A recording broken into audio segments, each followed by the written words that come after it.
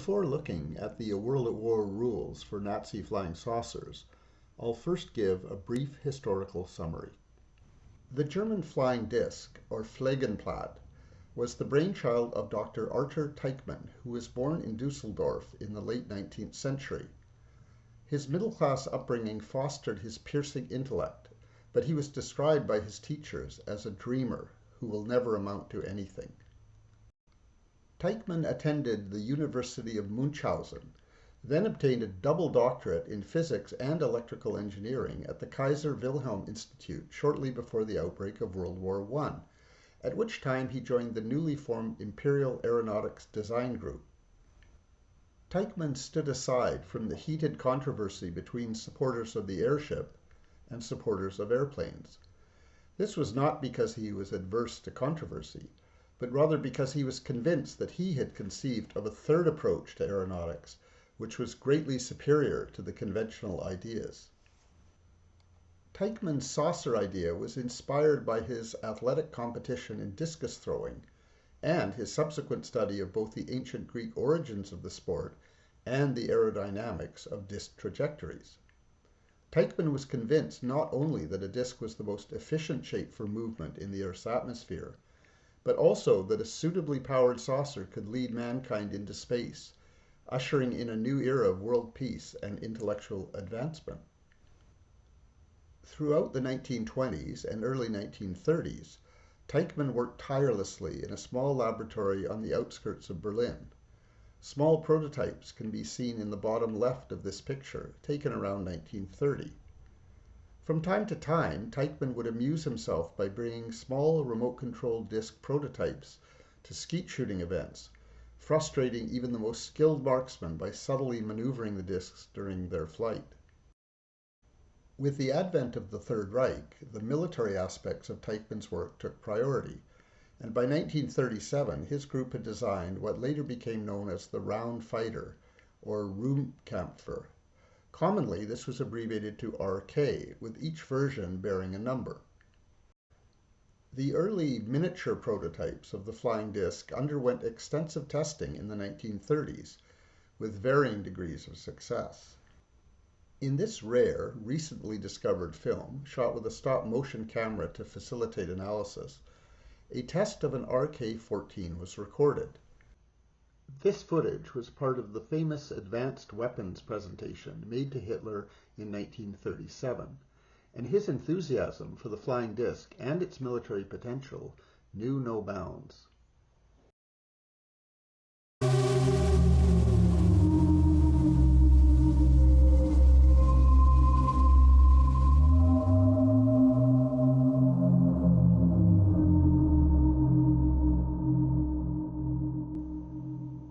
It was the potential of the RK flying disc that explains Hitler's otherwise inexplicable fascination with Myron's Discobolus, also known as the discus thrower, one version of which he ultimately acquired in 1938.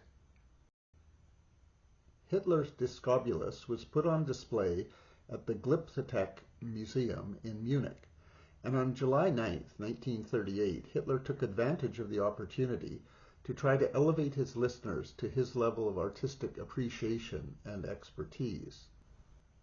Hitler lectured his audience. "May you all then realize how glorious man was back then in his physical beauty.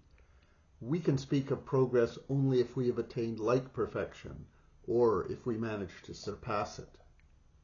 How perfection can be surpassed is unclear, but there is no record of anyone calling the Führer to account for this, or any other logical fallacy." While Hitler the artist may well have believed this, Hitler the would-be conqueror must have also been thinking that the modern version of the ancient Greek discus would give him the power to implement his artistic fantasies. A number of increasingly large RK prototypes were built, with the later models being equipped with weapons. In a demonstration of foresight seldom seen in the Third Reich, most discs were produced in a specially built underground factory, safe from Allied bombing. In this rare photograph, the Hindenburg is seen above Berlin, escorted by two experimental RK discs. The photograph was taken from a third disc, partly seen in the bottom right corner of the picture. Awed by the majesty of Germany's great airship, spectators didn't notice the escorting craft. Here an RK disc is seen parked at a German airbase.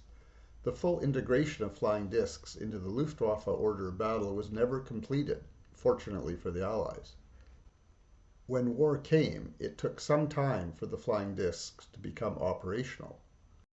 The first documented employment of flying discs in combat occurred on October 14, 1943, when several discs were employed against the American bombing attack on the ball bearing factories at Schweinfurt. The raid was such a disaster for the Allies that it became known as Black Thursday. While the Allies could not conceal the extent of the disaster, they did manage to suppress its cause. Only recently have combat photographs of the German RK discs come to light. In this computer-enhanced still from a B-17 nose camera from sometime in 1944, an RK disc can be seen firing its pulse weapon at a doomed American bomber. All this raises an obvious question. With such a proven weapon, why didn't Germany win the war? There is a one-word answer: iridium. This metal, plentiful in asteroids but rare on Earth, was essential to the advanced propulsion system of the RK flying discs. When the Reich's limited supply ran out, the Nazi superweapon was grounded.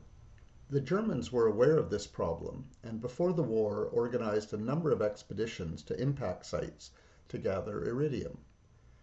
Were it not for their monomaniacal approach to iridium, German scientists would almost certainly have discovered the reason for the dinosaurs' extinction more than 4 decades before Louis and Walter Alvarez published their theory.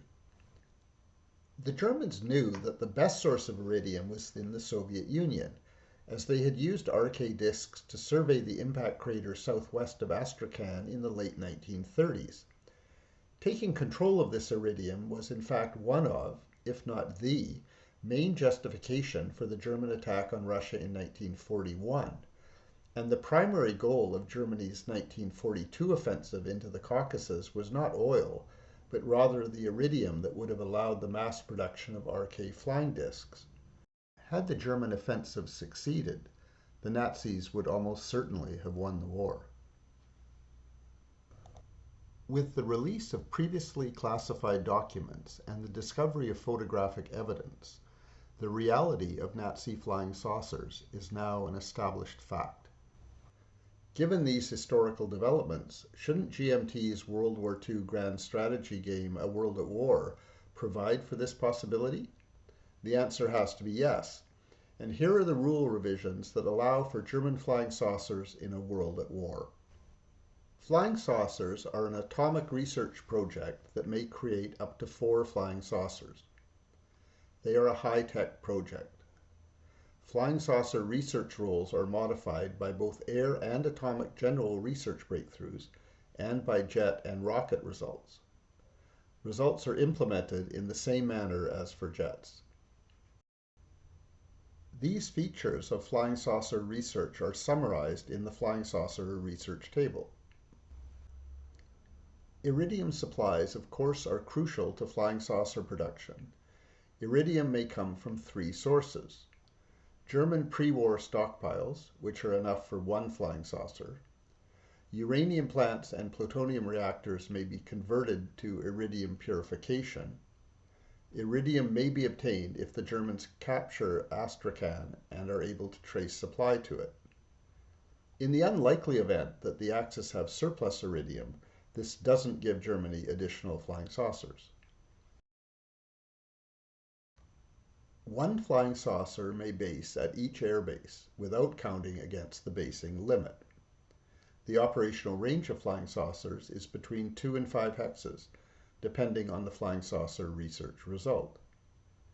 Each flying saucer counts as 10 air factors in air combat, with a +3 air combat modifier for each Axis radar result.